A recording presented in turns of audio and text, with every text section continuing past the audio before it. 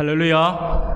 네, 반갑습니다. 오늘도 변함없이 우리 주님 기뻐하시는 예배의 자리에 나오신 우리 사랑하는 성도님들 주님의 이름으로 환영하고 축복하고요. 또 하나님께서 베푸신 큰 은혜를 한 분도 빠짐없이 모두가 다 받아 누릴 수 있는 귀한 복된 시간이 되기를 소원합니다. 할렐루야. 네, 반응이 없으셔가지고 순간 내가 뭔가 말을 잘못했나 실수했나 싶어서 제가 오늘은 베드로전서 2장에 있는 말씀 13절부터 25절까지의 말씀을 가지고 그럼에도 순종하라라는 말씀으로 잠시 말씀을 나누고자 합니다.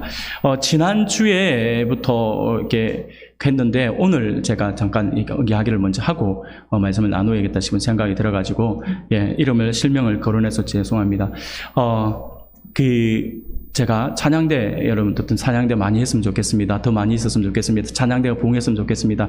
이야기들을 자주 했잖아요. 자주 했는데, 그럼에도 이렇게 했는데, 그럼에도 부흥이 잘 안 되더라고요. 그런데 제가 지난주부터 해서 보니까 우리 예원이가 이 순종을 하는 모습이 너무 이쁘잖아요. 저 청소년이 목사님이 이야기했다. 물론 제가 이야기했다고 뭐 이렇게 한 건 아니겠지만, 제 입장에서는, 그래도 앞에서 이야기를 했더니 순종을 하는구나, 라고 하는 이 마음이 제가 얼마나 위로가 되는지. 지난주는 제가 못 봤어요. 제가 못 보고 지난주 숫자가 좀 더 많아져서 되게 보기 좋다 이 정도만 생각했는데, 그래요. 제가 지난주에 놓쳤더라고요. 그래서 오늘 딱 있길래 그렇죠. 딱 정면에 앉아가지고 좀 목사님 저 앉아 있어요. 너무 이쁜 것 같아요. 여러분 이게 진짜 좋은 모습이지 않겠나라는 생각들을 한번 해보게 됩니다. 뭐 잘하고 못하고의 그러한 것들을 제가 아니라고 했죠. 이 마음의 문제라고 했죠. 시간이 없긴 뭐 없습니까? 시간 얼마든지 있습니다. 다 안 하려고 마음이 제일 큰 거죠. 하기 싫은 마음이 큰 건데 자꾸 사람들은 그것을 포장하려고 해요. 나는 다른 걸로 바빠서, 나는 뭘로 바빠서.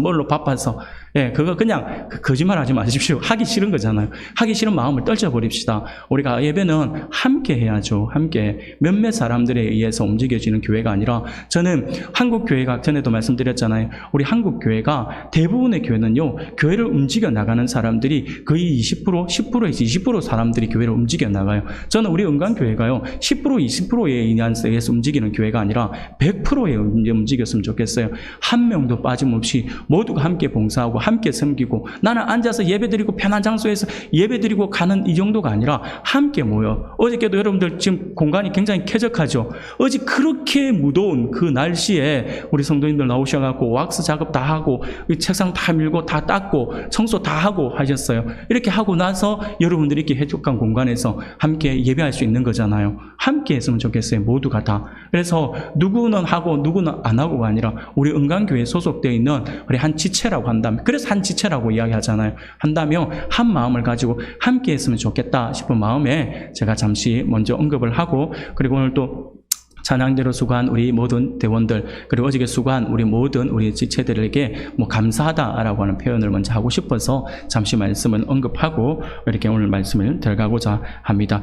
사랑하는 여러분, 혹시 부조리라고 하는 말들을 한번 다 들어보셨죠? 부조리라고 하는 말이 있습니다.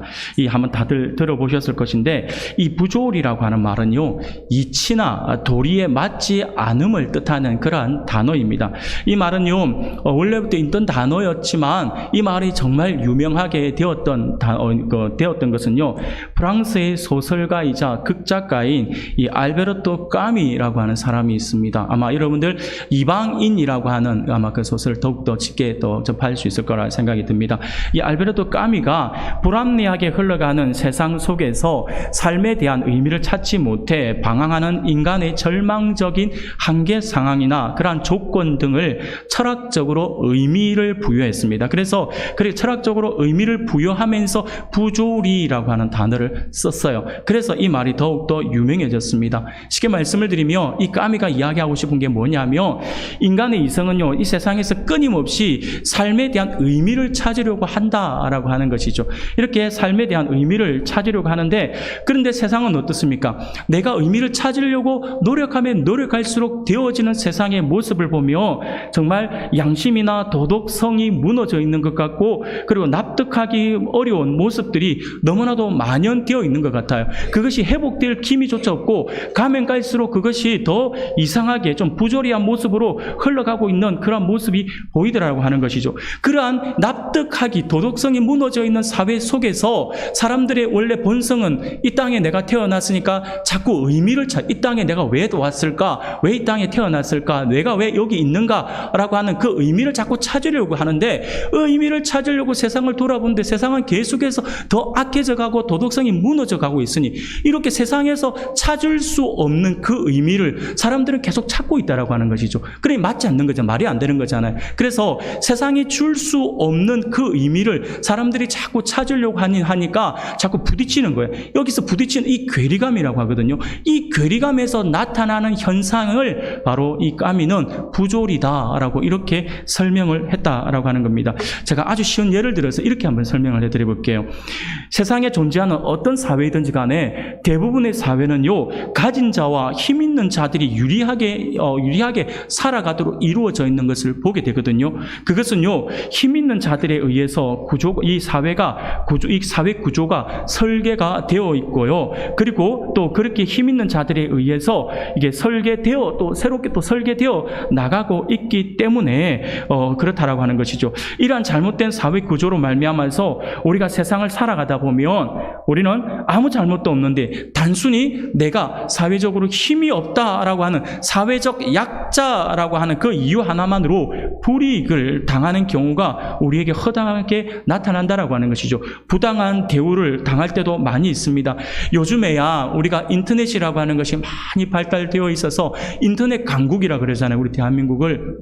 그래서 인터넷이 잘 발달되어 있어서 내가 억울한 일을 당했는데 호소할 데가 없으면 어떻습니까? 인터넷상에서 글을 막 올리는 거예요. 글을 올리니까 그것을 본 사람들이 거기에 동조를 해서 그래서 호응을 얻어요. 호응을 얻어가지고 그래서 사람들이 이런 어떤 그 호소의 글에 다시 힘을 모아서 그래서 이렇게 막 여러 가지 일들을 하면서 결국에는 그 잘못되고 억울했던 일들이 바로 잡아지려고 사회운동이 벌어지는 이런 일들이 많이 우리가 경험하게 되지 않습니까? 그런데 과거에는 이 인터넷이 발달되지 못했던 과거에는요, 이런 말도 하지 못했지 않습니까? 과거에는요, 정말 그랬습니다.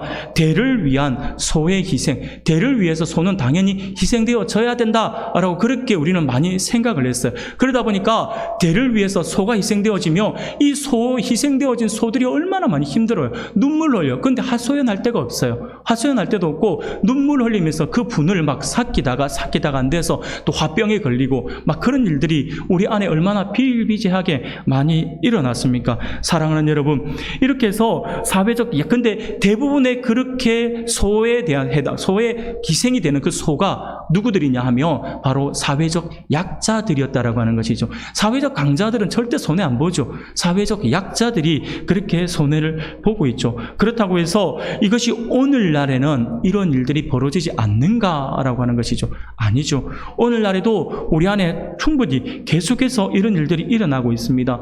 요즘에도 분명 이 땅을 살아가는 그런 많은 이 사람들 가운데서는요, 원하든 원하지 않든 부당한 일을 계속 겪으면서 살아가고 있는 것이 우리의 현실이라고 할 수가 있습니다.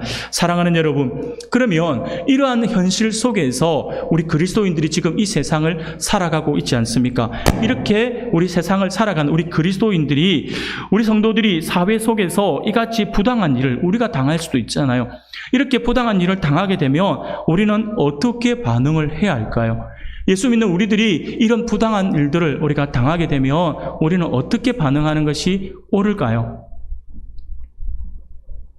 오늘 우리가 베드로의 말씀이 우리에게 거기에 대한 해답을 주는데, 앞서 베드로의 말씀을 통해서 우리는 계속해서 이런 부분들에 대해서 우리가 말씀을 살펴보고 있죠. 정결하지 못한 세상 속에서 그리스도인들이 어떻게 정결하게 살아가야 할 것인가에 대해서 우리가 말씀을 나누었습니다. 또 그리고 정결하게 살아가서 세상 속에 승리하기 위해서는 나 혼자 힘으로는 되지 않아서 우리가 공동체의 중요성에 대해서 우리 주님께서 말씀을 해주셨죠. 그래서 나 혼자가 아니라 공동체의 중요성에 대해서 우리가 말씀을 살펴보았고요. 그리고 지난주에는 그렇게 세상 속에서 정결하게 구체적으로 살아가기 위해 예수 믿는 우리들이 구체적으로 어떤 모습으로 살아가야 될 것인가에 대해서 말씀을 나누면서 우리가 산 돌이신 예수님께 붙어서 그로 말미암아 신령한 집으로 지어져 하나님이 기쁘시게 받으실 신령한 제사를 드리는 거룩한 제사장이 되어야 한다라고 지난주에 말씀을 통해서 우리가 또 은혜 받고 그 말씀을 나누었습니다. 사랑하는 여러분, 오늘 이 본문에서는 바로 베드로가 계속해서 연결되어지는 그 말씀을 우리에게 주고 있는 것이죠. 우리가 거룩한 제사장으로 세상에서 살아가야 한다라고 하는 거예요. 그런데 거룩한 제사장으로 살아감에도 불구하고 우리가 원치 않았던 간에 우리가 부당한 일을 당하거나 억울한 일을 당할 수도 있다라고 하는 것이죠. 그때 이렇게 억울한 일을 당할 때, 부당한 일을 당할 때 우리가 어떤 반응을 보여야 될 것인가에 대해서 오늘 본문의 말씀에서 우리에게 말씀해 주고 있습니다. 오늘 본문은요, 이 세상의 부조리함과 부당함을 아시는 우리 하나님께서 오늘 본문을 통해서 우리에게 아주 중요한 사실 하나를 우리에게 가르쳐 주고 있습니다. 그것은요, 오늘 본문은 우리가 보면 전체적으로 볼 때 우리가 이 땅을 어떻게 살아가야 될 것인가, 부당한 대우를 당할 때 어떤 반응을 보여야 될 것인가에 대해서 하나의 명령을 주고 있습니다. 그리고 그 명령을 주시면서 그 명령을 따라야 할 이유와 그 원리를 우리에게 말씀해 주고 있다라고 할 수가 있습니다. 그런데 문제는 우리가 오늘 본문의 말씀을 가만히 묵상하고 있으면요, 죄송하지만 오늘 본문을 조금 이해하기가 좀 어렵게 느껴질 수도 있습니다. 왜냐하면요, 바로 하나님께서 우리에게 주시는 이 명령과 그리고 그 명령을 주신 이유와 원리들이 딱딱 붙어서 내가 이런 명령을 하고 이렇게 해서 이렇게 하라, 이렇게 말씀을 해주시면 참 우리가 이해하기 쉬울 것 같은데, 이러한 어떤 명령과 그런 이유가 흩어져 있어요. 말씀 본문 안에 흩어져 있다 보니까, 뒤섞여 있다 보니까 좀 헷갈릴 수도 있다라고 하는 것이죠. 이유는요, 하나님의 명령을 더욱더 강조하기 위해서 이렇게 흩어 놓았다라고 할 수가 있습니다. 사랑하는 성도 여러분, 그러므로 우리는 오늘 이 시간을 통해서 오늘 본문 말씀에서 주고 있는 부조리한 세상을 살아가는 우리 그리스도인들을 향하여서 하나님께서 명령하는 것이 무엇인지, 그리고 왜 그 명령을 우리가 따라야 하는 것인지에 대해서 우리가 함께 살펴보면서 하나님의 은혜를 나누고자 합니다. 사랑하는 여러분, 오늘 본문을 통하여서 하나님께서 우리에게 주고 있는 명령, 한 가지의 명령을 주고 있다고 했죠. 그것이 무엇일까요? 그것은 바로 순종하라였어요. 순종하라가 오늘 본문이 우리에게 주고 있는 하나의 명령입니다. 명령의 말씀입니다. 즉, 부조리한 잘못된 사회 구조 속에서 부당한 일을 겪을 때에도 하나님은 놀랍게도 우리에게 뭐라고 말씀하시냐니까, 그럼에도 불구하고 순종하라라고 말씀을 하고 있다라고 하는 것이죠. 13절, 14절 말씀을 보니 이렇게 말씀을 합니다. 인간의 모든 제도를 주를 위하여 순종하되 혹은 위에 있는 왕이나 혹은 그가 악행하는 자를 징벌하고 선행하는 자를 포상하기 위하여 보낸 총독에게 하라라고 말씀을 합니다. 인간의 모든 제도에 대해서, 우리에게 있는, 우리 사회 속에 있는 만들어진 그 제도에 대해서 우리가 순종해야 한다라고 말씀을 하고 있는 것입니다. 지방을 다스리는 총독이나 한 국가를 다스리는 왕에게 순종해야 한다라고 우리에게 명령을 하고 있는 것이죠. 사랑하는 여러분, 말이 쉬워 순종이지, 이것이 오늘 우리가 접할 때의 말씀의 의미와 그리고 그 당시 베드로 사도가 말씀을 기록하여 전달해 주는 이 베드로서의 말씀을 전달받는 수신자들이 처해 있는 사항들은 달라요. 순종하라의 그 피부에 와닿는 그 느낌이 완전히 달라요. 왜냐하면요, 베드로 사도가 소아시아 성도들에게 이 명령을 할 때의 상황이 어떤 상황이었는지를 우리가 이해할 수 있어야 합니다. 그때는요, 그 시대는 그리스도인들이 핍 핍박받을 때였어요. 그리스도인들이 핍박받던 때였습니다. 예수 믿는다는 이유 하나만으로 고향에서 쫓겨났고요. 감옥에 들어갔으며 노예로 팔려가기도 했습니다. 그들은 일을 하다 보면 고용주에게 엄청난 학대를 당하면서 그렇게 살아야 했고요. 행정당국의 수많은 공격을 받으면서 숨어서 살아야 되는 그러한 상황 속에 처해 있던 사람들이었던 것이죠. 사랑하는 여러분, 이러한 그 사람들에게, 지금 그 사람들의 그렇게 핍박받고 있는 이 사람들에게 인간의 모든 제도에 순종하라라고 하는 명령이 솔직히 얼마나 터무니없이 들려졌을까요? 그러나 베드로는 여기에서 그치지 않아요. 순종하라 정도에서 끝나는 것이 아니라 범위를 좀 더 좁혀옵니다. 좁혀서 당시 그리스도인들의 삶 가까이까지 나아가서 이런 명령을 해요. 18절 말씀이죠. 사한들아, 범사에 두려워함으로 주인들에게 순종하되 선하고 관용하는 자들에게만 아니라 또한 까다로운 자들에게도 그리하라 라고 명령을 덧붙이고 있는 것을 보게 됩니다. 어떻게 보면 정부에 대한 명령보다 이 명령이 더 어려울 수도 있어요. 정부에 순종하고 정부의 어떤 그 제도에 대해서 우리가 순종한다. 그러면 어떻게 보면 좀 나하고 정부의 어떤 그거하고 좀 멀리 떨어져 있는 것 같이 느껴지거든요. 그런데 지금 이 18절에서 뭐라고 이야기합니까? 까다로운 자들에게도 그리하라. 이 무슨 말이에요? 지금 피부적으로 나하고 함께 있는 나의 동료 가운데 나를 괴롭히는 사람, 아니면 나의 상사 가운데 나를 힘들게 하는 그 사람이 다 여기 범주에 포함된다라고 하는 것이죠. 그 사람들에게 어떻게 하라고요? 순종하라 라고 이렇게 말씀을 하고 있지 않습니까? 오늘날의 상황으로 이 말씀을 풀이하면 이렇게 해석을 할 수 있는 거예요. 우리는 직장에서 아주 좋은 상사에게만 아니라 까다롭고 불공정하게 나만 핍박하고 나만 구박하고 나를 어떻게 해서 못 잡아먹어서 안달이 나 있는 그 상사들에게까지도 순종해야 한다라고 이렇게 말씀을 하고 있다라고 하는 거예요. 사랑하는 여러분, 이게 얼마나 힘들겠어요? 얼마나 마음이 무겁겠어요? 로마 제국은요, 그리스도인들에게 호의적인 국가가 아니었지 않습니까? 우리가 잘 알고 있듯이 당시 이 시대에 로마의 황제가 누구였냐면 바로 그 유명한 악명 높은 네로였습니다. 네로가 얼마나 잔인하기로 유명한 왕이었습니까? 그 네로가 그리스도인들은 예수님을 믿는다라고 하는 이유 하나만으로 엄청난 박해를 가하지 않았습니까? 예수 믿는다라고 하는 이유 하나만으로 부당한 대우를 당했어요. 예수 믿는다라고 하는 그 이유 하나만으로 감옥에 잡혀가기도 했고요. 수많은 고문을 당하기도 했고요. 심지어 로마인들의 오락을 위해 맹수들과 싸워 죽기까지 했다라고 하는 것이죠. 그들의 즐거움을 위해서 마치 스포츠 경기하듯이 그리스도인들을 경기장에 풀어놓고 굶주린 사자들을 풀어놓아서 거기서 싸워서 이겨라 이렇게 하고 있으니 얼마나 잔인합니까? 그것을 예수 믿는 사람들이 당했다라고 하는 것이죠.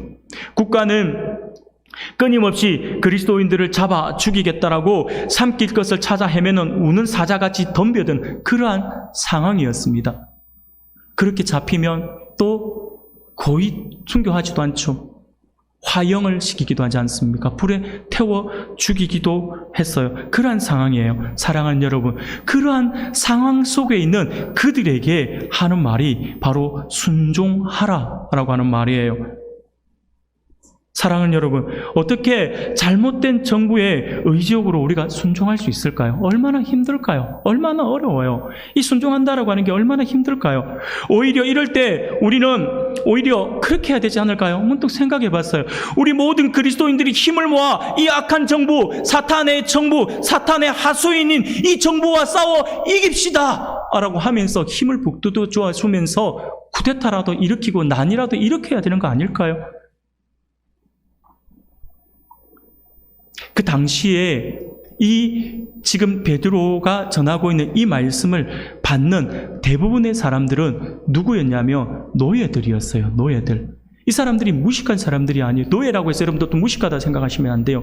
그 당시에 로마에 있는 로마에 있는 노예들은요, 그냥 단순하게 그냥 우리가 알고 있는 그냥 어떤 그냥 부리는 종 이 정도가 아니라 로마에 있는 그 노예들은요, 못난 사람들이 아니요, 굉장히 지식층이 많았고요, 똑똑한 사람이 많았고요, 외모가 출중한 사람들이 너무나도 많았어요. 왜냐하면요, 로마는요, 다른 나라를 침공하여서 그 가운데 침공하고 나면 항상 뭐 했던 게 뭐냐면 그 가운데 아주 빼어난 사람, 이것은요 로마만 그랬던 것이 아니라 과거 바벨론에도 바벨론 사람들, 바벨론의 느부갓네살도 이렇게 했어요. 그래서 다니엘과 같은 사람을 데리고 가서 이게 뭐 교육을 시켜서 고위직까지 올려주잖아요. 그것처럼 로마도 그렇게 했는데, 로마는 이렇게 좀 어떻게 했냐면 그 노예들을 가운데 똑똑한 사람, 지식인들, 그리고 외모가 출중한 사람들, 훤칠한 사람들은요 따로 뽑았어요. 따로 뽑아와가지고 그들을 노예를 시킨 거예요. 왜냐하면 노예는 똑똑해야지만 자기네들이 편하다라고 생각을 했거든요. 그래서 똑똑한 사람을 데리고 와서 이 사람들에게 뭘 맡기냐면 대부분의 뭐 가정의 어떤 그 총무 이런 일들을 다 맡기고요. 그리고 그 가운데 똑똑한 사람은요 자기의 자녀들을 양육하게 했어요. 교육권을 주어서 교육을 시킬 정도로, 그렇게 노예가 당시에는 가정교사까지 했던 그러한 어떤 그 시대가 로마 시대에 있었던 노예들이었다라고 하는 것이죠. 그런데 이 노예들은요 우리가 잘 알고 있는 것처럼 이 노예들의 삶은요 솔직히 좀 천차만별이었어요. 어떤 주인을 만나느냐에 따라서 그 삶이 달라졌어요. 좋고 착한 주인을 만나면요 그 주인이 이 노예의 어떤 지혜와 노예의 출중함을 보고 이 친구는 대단한 친구구나 라고 해서 동등하게 대해주면서 아주 인격적으로 대해주며 이 노예는 편안하게 생활할 수 있는 노예였고요. 주인이 정말 개박하고 정말 이상한 정신병이 있는 그러한 사람이 였으면 이 노예들은 매일같이 얻어맞고 매일같이 뭐 밥도 굶겨가면서 그렇게 뭐 생활을 했던 그러한 사람들이, 정말 처참한 삶을 살았던 사람들이 이 노예들이지 않습니까? 그 노예들이 얼마나 이 노예 생활, 고향에서 떨어져 나와서 지금 타국에 와서 노예 생활을 하고 있어요. 얼마나 힘들겠어요. 그러니 그들에게 복음이 너무 쉽게 들어갔던 거죠. 복음이 들어가서 복음을 통하여서 위로를 받고 복음을 통하여서 또 새로운 소망을 가질 수 있으니 그들 가운데서 예수 믿는 사람들이 많이 늘어났다라고 하는 것입니다. 그런데 베드로는 지금 그들에게 좋은 주인뿐만 아니라 까다롭고 나쁜 주인에게까지 순종하라라고 명령을 하고 있다라고 하는 것이죠. 사랑하는 여러분, 한때 일부 신학자들 가운데서 이런 신학들을 가지고 있는 신학자들이 많았죠. 뭐 민중신학, 해방신학 막 이런 거에서 굉장히 과격하게 해야 된다라고 하는 것들을 가르치는 그러한 분들이 있었어요. 수단과 방법을 가리지 말고 잘못된 제도와 정부를 뒤집어 엎어야 한다라고 주장했던 그러한 신학자들이 많았습니다. 그래서 이러한 신학자들뿐만 아니라 목회자들 가운데에서도 수많은 사람들이 반정부 운동이나 투쟁에 앞장서기도 했던 것을 우리가 잘 알고 있습니다. 그러나 사랑하는 여러분, 그들이 잘했다 못했다 이런 것을 떠나서 성경에서는 뭐라고 말씀하고 있는가라고 하는 부분들을 우리가 볼 필요가 있어요. 성경 전체를 보면요, 하나님은 결코 이러한 모습을 긍정적으로 인정하지 않으신다라고 하는 거예요. 예수님이 뭐라고 하셨습니까? 예수님은요, 가이사의 것은 가이사에게, 하나님의 것은 하나님께 맡으리라고 말씀을 하지 않습니까? 무슨 말일까요? 잘못된 정부가 매기는 세금이라 할지라도 바쳐야 한다. 우리가 그것을 내야 된다라고 말씀을 하고 있는 것이죠. 바울도요, 위에 있는 권세자들에게 복종하고 그들을 위해 기도하라라고 당부를 하지 않았습니까? 사랑하는 여러분, 성경은요, 죄송하지만 폭동을 말하고 있지 않습니다. 성경은요, 물론 정부가 정말 잘못해서 정부나 당국이 우상 숭배를 강조한다든지 아니면 성경과 진리의 말씀에 배치되는 것을 요구한다면 우리는 당연히 그것을 거부해야겠죠. 그것을 순종할 수가 없어요. 하나님이 더 높은 분이시니까요. 우리는 하나님을 믿는 사람들이기 때문에 하나님이 그 세상의 정부의 어떤 주도권을 가지고 있는 왕들보다, 지도자들보다 더 높기 때문에 우리는 하나님을 먼저 우선적으로 여겨야 하는 것이죠. 그러나 그런 부분에 있어서 우리가 죄송합니다. 잘못된 것을 가르칠 때는 우리가 분명히 이게 하나님을 버리라 아니면 다른 우상을 섬기라 라고 하는 부분들에 대해서는 우리가 순종을 해서는 안 됩니다. 그렇다고 해서 순종하지 않는다 해서 우리가 정부를 뒤집어 과격하게 정부에 대항하고 이렇게 하라라고 하는 것이 아니라, 그때는 우리가 어떻게 해야 되냐면 다니엘과 같은 모습을 우리가 가져야 합니다. 다니엘이 그 명령들을 거부했지 않습니까? 거부한 것처럼 다니엘은요, 폭동을 통하여서 뒤집어 엎으려고 했던 것이 아니었죠. 다니엘은요, 굉장히 온건한 방법으로 그렇게 했습니다. 그냥 숨어서 그냥 자기가 어땠으면 기도하지 말라라고 할 때, 절하지 말라라고 할 때 자기 그 방에서 이제 예루살렘으로 향한 그 창을 향하여서 기도하고 있지 않습니까? 그래도 잡혀갔을 때도 다른 어떤 이유나 어떤 반항 같은 거 하지 않고, 그래서 잡아갈 때도 꼼짝없이 잡아가고 사자굴에 들어갈 때도 아무 그거 없이 들어가는 그의 모습들을 보게 되었고요. 다니엘과 세 친구들도 마찬가지였죠. 그 세 친구들도 어떻습니까? 금신상에게 절하지 아니하면서 또 잡아갈 때도 반항하지 않았어요. 그 평소보다 7배 더 뜨거운 풀무불에 집어넣을 때도 순순히 들어갔다라고 하는 거예요. 온전하게 그렇게 했다라고 하는 것을 우리가 기억해야 합니다. 이러한 모습들을 우리가 기억해야 한다라고 하는 것이죠. 부조리한 세상 속에서 부당한 대우를 당하더라도 우리는 그럼에도 불구하고 순종해야 한다라고 하는 것이 성경에서 우리에게 가르쳐주고 있는 말씀입니다. 사랑하는 우리 성도 여러분, 그러면 우리는 왜 인간의 모든 제도에 순종해야 하는 것일까요? 그리고 어떻게 그렇게 순종할 수 있는 것일까요? 하나님은 우리의 이러한 의문을 아시고 우리가 순종해야 하는 이유와 원리를 우리에게 말씀해 주고 있습니다. 왜 우리는 인간의 모든 제도에 순종해야 할까요? 13절 말씀을 보니 이렇게 말씀을 해요. 인간의 모든 제도를 주를 위하여 순종하되라고 말씀을 합니다. 즉 베드로는 우리가 순종해야 할 이유에 대해서 아주 큰 틀에서 주님을 위해서라고 하는 것이죠. 주를 위하여 하라라고 말씀을 합니다. 이것이 바로 하나님이 우리에게 제시하신 우리가 순종해야 되는 이유입니다. 다시 말씀을 드리면 우리가 인간의 모든 제도에 순종해야 하는 이유는 정부가 옳아서도 아니고 회사의 규율이 완벽해서도 아니며 직장 상사가 인격적으로 훌륭해서도 아니다라고 하는 것이죠. 우리가 순종해야 하는 이유는요, 바로 주를 위해서 그리하라라고 하는 것입니다. 그렇다면 주를 위한다라고 하는 말은 도대체 어떤 의미일까요? 베드로는요, 그것을 이렇게 설명을 해요. 15절 말씀을 보니 곧 선행으로 어리석은 사람들이 무식한 말을 막으시는 것이라 라고 말씀을 합니다. 이게 무슨 말일까요? 이 명령의 이해를 돕기 위해서 우리가 한번 이렇게 질문해 볼 수 있기를 바랍니다. 이 땅에서 억울하게 우리에게 어려움을 주는 그들의 입을 막는 길이 뭘까요? 혁명을 통해서 이 혁명을 일으키거나 아니면 내가 죽도록 이를 갈고 노력을 해서 나를 괴롭히는 사람보다 더 높은 자리에 올라서서 과거에 네가 나를 이렇게 괴롭혔지 하면서 내가 그 자리에서 밟아주는 것일까요? 그렇게 해서 원수를 갚는 것일까요?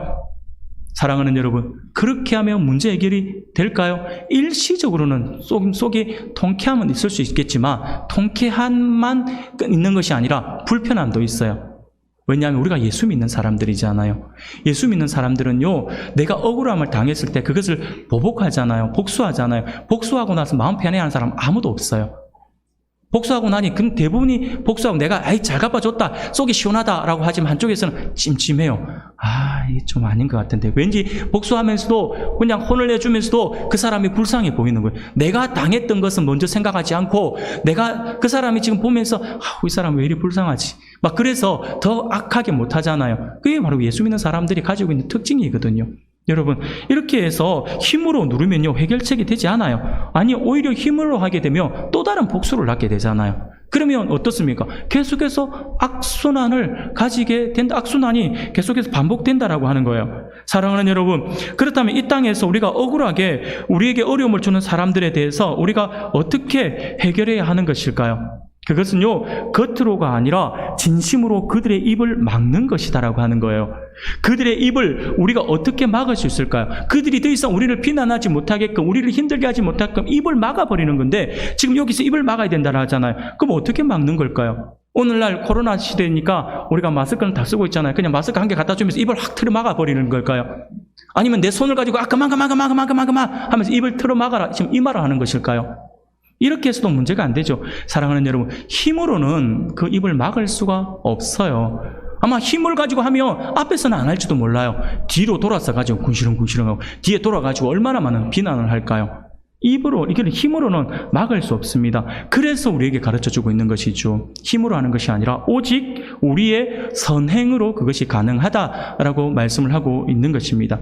예전에 어느 목사님께서 이런 말씀을 하셨어요. 저희들 신학교에서 공부를 하는데 그때 강사로 오신 목사님이신데 목사님이 그냥 이런 이야기 하더라고요. 교회에서 생활하다 보면 정말 이렇게 너희들이 나중에 목회 현장에서 힘들어하고 어려워하게 되면 어려움, 그게 그 성도들로 인하여서 그 또 모난 어떤 양들 때문에 많이 힘들어할 거야. 많이 어려워할 거야. 그렇게 할 때 어떻게 할래? 막 이런 이야기를 하시더라고요. 그렇게 하시면서도 하시는데 그런데 그것보다 정말 더 힘든 거는 이 같은 목사들 안에서 시기하고 목사들 가운데 질투하고 하면 정말 견디지 못한다. 이건 너무 힘들다. 그렇게 할 때 어떻게 하는 게 좋을까라고 그냥 우스갯소리로 이야기하더라고요. 그러면서 목사님께서 나는 이런 방법을 택한다라고 하더라고요. 그러니까 목사님께서 그런 일을 많이 당하셨는가 봐요. 어떤 시찰회나 아니면 노회에 가서 회의를 하면 목사님이 뭔가 안을 내면 이유 없이 목사님의 말만 하면 반대를 하는 분이 있대요. 무조건 그건 안 됩니다 하면서 끝까지 어떤 이유를 들어서 무조건 안 됩니다. 아니요, 그거 아니에요 하면서 무조건 반대를 하는 거예요. 얼마나 속이 상하겠어요. 그렇다고요, 목사님들끼리 막 멱살 잡고 싸울 수는 없잖아요. 그래서 속이 상하잖아요. 그런데 목사님은 어느 날 이 양반의 입을 막을 수 있는 방법이 없을까라고 생각을 했대요. 그러고는 하나님께서 지혜를 주셨다 하면서 나는 이렇게 한다라고 하는 거예요. 그렇게 해서 다음번 회의를 했을 때 그분이 또 목사님은 안을 냈는데 뭔가 이야기를 하니까 뭐라고 했냐니, 그 다음 딱 회의 끝나고 나서 목사님이 반대 의견을 하면 그렇군요, 예 알겠습니다, 그러면 이번에는 제가 양보하겠습니다 하고 물러나요. 물러나고 나서 그 다음 주가 되면 그 목사님한테 전화를 건대요. 반대했던 목사님한테 전화를 딱 걸어가지고 왜 그랬냐고 막 나무라는 것이 아니라, 목사님 이번 달 몇째 주에 우리 교회 헌신 예배가 있어요. 저는 목사님이 강단이 참 멋있어요. 그래서 목사님 우리 교회 강사로 오셨으면 좋겠습니다 해서 강사로 부른대요. 그럼 이 목사님이 얼마나 마음이 불편하겠어요. 자기는 계속해서 까고 있었는데 강사로 오라 하니까 그래서 강사로 가는 거예요. 그래서 말씀을 막 나누어요. 그러면 교회에서 만약에 예를 들어서 교회에서 강사 사례비가 한 30만 원이 잡혀 있으면 이 목사님한테는 목사님의 사비를 넣든지 아니면 당에다 이야기를 해서 이 목사님 아주 특별한 분이니까 사례를 더 합시다 라고 해서 거의 60만 원 배로 딱 봉투에 넣어서 드린대요. 그럼 목사님이 다른 교회 가서 사례를 받으면 20만 원 30만 원 받는데 여기는 이만큼 두둑하게 사례를 받으니까 목사님이 그러고 난 뒤로 미안해서 그 다음부터 목사님은 안을 내면 말을 못 한다라고 하는 거예요. 그러니까 목사님이 웃으면서 하는 이야기가 먹이면 된다, 먹이면 조용하다, 이렇게 하더라고요. 제가 볼 때는 목사님이 그냥 우스갯소리로 먹이면 된다라고 하는 이야기를 하셨지만, 그건 제가 볼 때는 선행으로 목사님이 그것을 갚은 거잖아요. 그러니까 말을 못하는 거예요. 여러분 혹시 옛날에 나온 영화인데 웰컴 투 동막골이라고 하는 영화 혹시 보셨나요? 웰컴 투 동막골을 보면 그렇죠, 아주 강원도 투매산골에 아주 사회와 담을 쌓고 있는 한 마을에서 일어나는 사건이잖아요. 그래서 6.25 전쟁이 일어난 줄도 모르고 자기네들끼리 살아가는데 여기에 북한군 병사 몇 명과 남한군 병사 몇 명이 그것이 우연히 들어가게 되면서 일어나는 하나의 에피소드를 그렸던 이야기가 이 웰컴 투 동막골이라고 하는 영화예요. 그 영화에 보면 그 동네에 이장격에 속하는 영감님이 한 분 나오는데 이 모든 주민들은 이분의 이야기에 절대 순종해요. 절대 신뢰를 하고요. 말 한마디만 하면 그냥 다 따르는 거. 사람들이 싸운다 싶으면 어허이 왜 싸워? 떨어져? 그러면 네 하고 딱 떨어질 정도로 완전 절대적인 어떤 어떻게 보면 절대 어떤 권한, 힘을 가지고 있다라고 할 수 있는데, 그렇다고 이분이 힘으로 이 동네를 다스리는 것이 아니라 정말 온화하게 다스려요. 그러니까 북한군 장교 하나가 옆에 와서 물어보는 거예요. 영감님, 도대체 영감님이 이렇게 마을을 잘 다스리고 이렇게 사람들을 잘 따르게 하는 그 뛰어난 지도력의 그 원인이 뭡니까? 라고 물어봐요. 그때 이 영감님이 딱 한마디예요. 뭐라고 하는지 혹시 영화 보시면 기억나시는가요? 그렇죠. 잘 미면 돼! 이렇게 하잖아요. 제가 강원도 사투리가 서툴러서 잘 미면 돼! 이렇게 하거든요. 뭔 말이냐면 잘 먹이면 된다고요. 먹은 사람들은 말을 하지 않는다라고 하는 것이죠.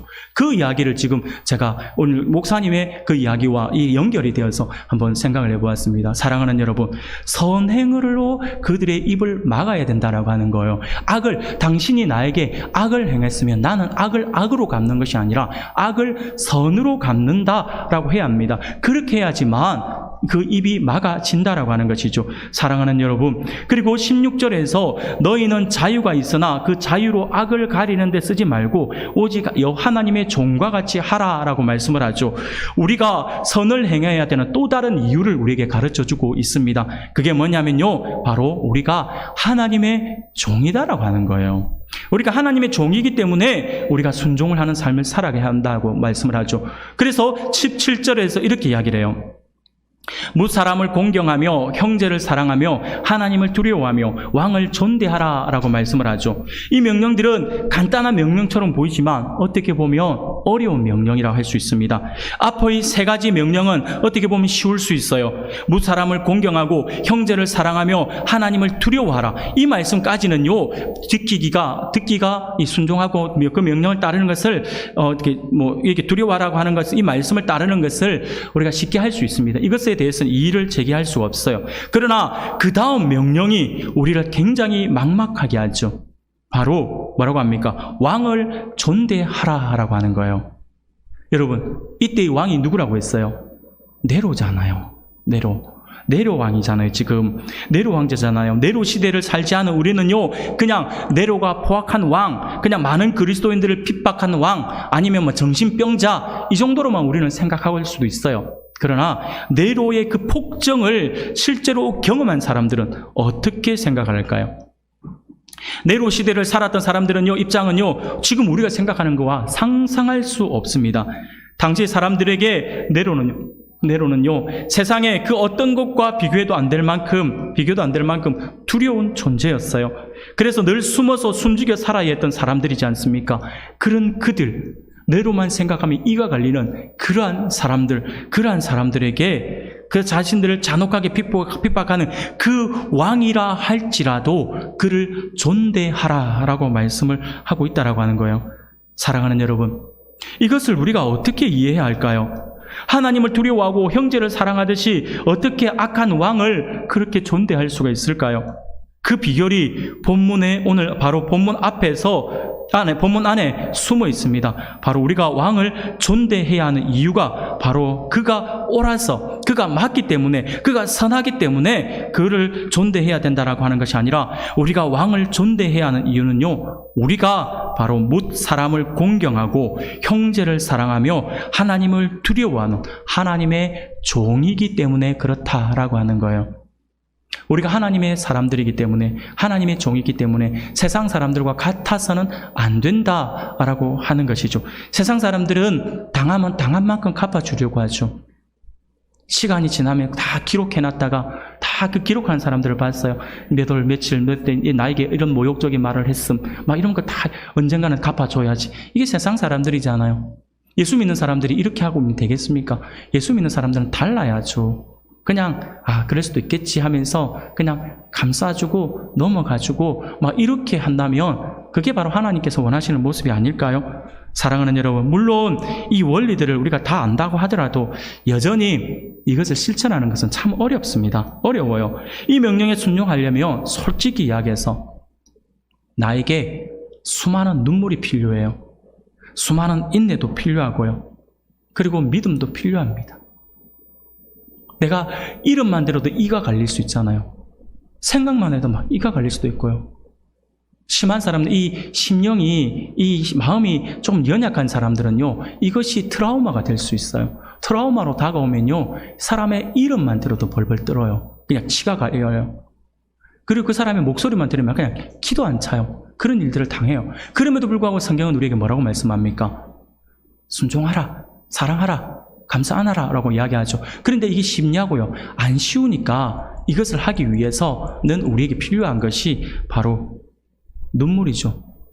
인내죠. 그리고 믿음이라고 하는 거예요. 그래서 베드로는 이렇게 권면합니다.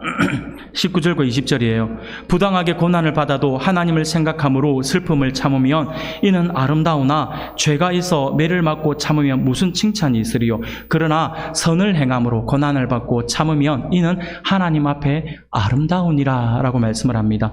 자신의 잘못 때문에 고난받는 사람들에게는요, 상이 없다라고 하는 것이죠. 그러나 주님 때문에 부당한 일을 당하고 참으면요, 그것은 하나님 보시기에 아름다운 일이다 라고 하는 것이죠. 이렇게 할 때 하나님이 잘못하는 자들의 입을 막고 그 상황을 아름답게 바꾸어 주신다라고 하는 것입니다.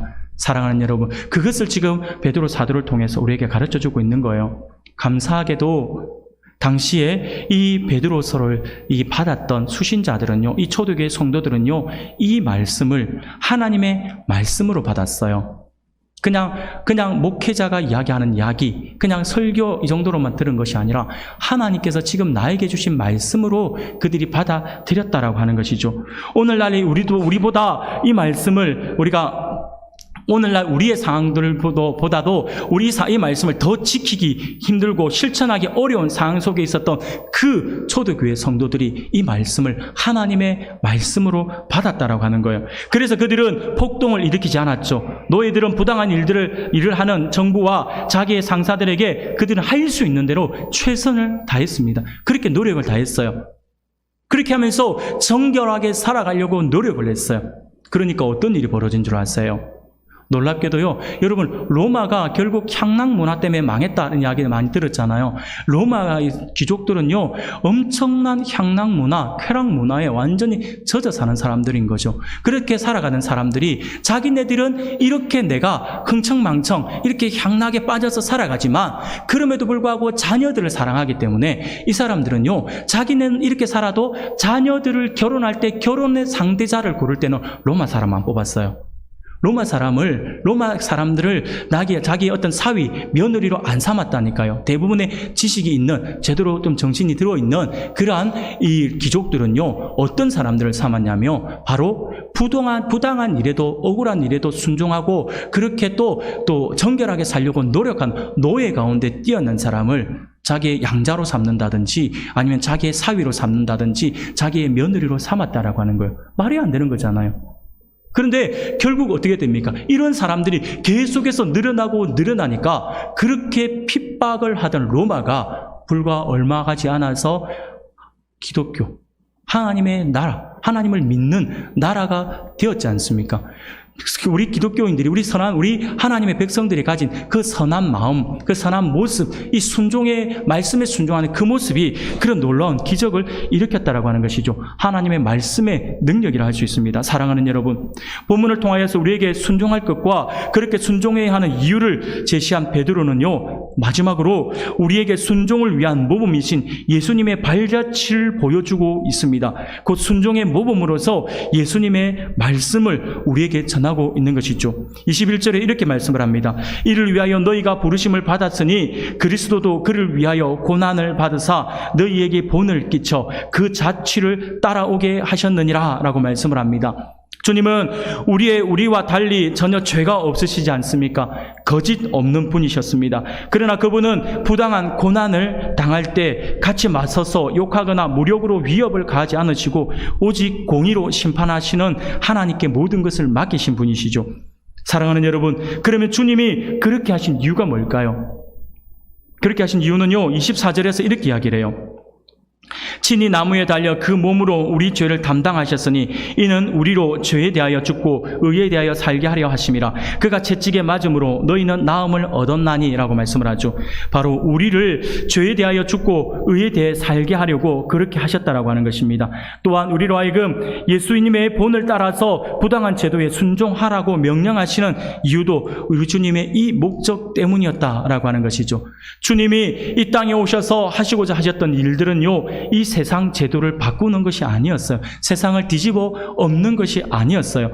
정부를 쿠데타로 엎어버리는 것도 아니었죠. 주님은요, 제도를 바꾸기 위해 오신 것이 아니라 우리의 영혼과 마음을 바꾸기 위해 오셨다라고 하는 사실들을 기억할 수 있기를 바랍니다. 그러면 인간의 마음과 영혼은 어떻게 해야 바뀔 수 있어요? 어떻게 해야 바뀌어질까요? 폭력과 힘과 권력, 권세로 그것을 바꿀 수 있을까요? 조금 전에도 말씀드렸지 않습니까? 힘으로는 절대 바꿀 수 없다고 말씀을 드렸죠. 인간의 영혼은요, 오직 한 가지, 사랑으로 바뀌어질 수가 있습니다. 원수도 사랑하라 하신 이유가 바로 거기에 있습니다. 인간의 마음과 영혼은요, 바로 사랑과 그리고 하나님의 은혜가 있어야겠죠. 그것으로 바꿀 수 있어요. 주님은 이것을 아셨기 때문에 이 땅에 오셨고 그렇게 사셨죠. 그리고 가장 고귀한 사랑을 우리에게 베풀어 주셨지 않습니까? 사랑하는 우리 성도 여러분, 우리는 주님의 제자 되어서 제자 삼는 그러한 제자 공동체를 바라보고 있습니다. 그리고 우리는 주님의 본을 따라 그러므로 우리는 주님의 본을 따라 살아가야 할 것입니다. 우리의 목표는 세상 사람들의 영혼과 마음을 바꾸는 것이어야 할 것입니다. 그 방법이 무엇일까요? 바로 모든 제도에 그리스도인으로서 순종하는 것이다라고 말씀을 합니다. 부당한 일을 당할 때에 안에서 분노의 용광로처럼 끓어오르며 내가 이를 갈며 복수의 날을 기다리면서 칼을 갈고 있는 것이 아니라 말도 안 되는 억울함으로 인해 분노가 치밀어 오르고 그리고 억울함에 눈물이 왈칵 쏟아져도 생각만 해도 치가 떨리고 생각만 해도 그냥 억울해서 눈물이 흘러나온 그때라고 해도 성경은 뭐라고 하십니까? 죄송하지만 그럼에도 불구하고 순종하라라고 하는 것이 성경에서 우리에게 말씀해 주고 있는 말씀이다라고 하는 것을 기억할 수 있기를 바랍니다. 성경은 우리에게 그렇게 말씀을 합니다. 모든 것을 공의로 심판하시는 하나님께 맡겨야 한다고요. 그리고 악을 악으로 갚지 말고 선을 행하도록 해야 한다라고 말씀을 합니다. 오직 주님을 위해서 그리하라라고 말씀을 합니다. 나를 위해서가 아니라 우리 모두를 위해서가 아니라 주님을 위해서요. 물론 주님을 위한 것이 나를 위한 것이 되겠죠. 우리 주님을 위해서 참아야 되고 우리 주님을 위해서 내가 품어야 되고 우리 주님을 위해서 함께해야 한다라고 하는 것입니다. 사랑하는 성도 여러분, 이것은 분명 쉬운 일이 아닐 것이에요. 힘들고 어려운 일이 분명한 힘들고 어려운 일입니다. 저부터도 말씀을 전하는 저부터도 그 자신이 이런 부분들에 대해서는 자신이 없는 그러한 명령이에요. 그러나 그럼에도 불구하고 성경은 우리에게 분명히 말씀합니다. 그럼에도 불구하고 순종하라라고요. 우리가 이렇게 주님의 뒤를 따라 살면 이 세상은 진정으로 바뀌게 될 것입니다. 언젠가 주위 사람이 하나님께 돌아온 역사가 있을 것입니다. 아무쪼록 사랑하는 성도 여러분, 이 복된 길을 걸어감으로 말미암아 주님께 더욱 귀하게 쓰임받는 우리 모두가 될 수 있기를 주님의 이름으로 축원합니다.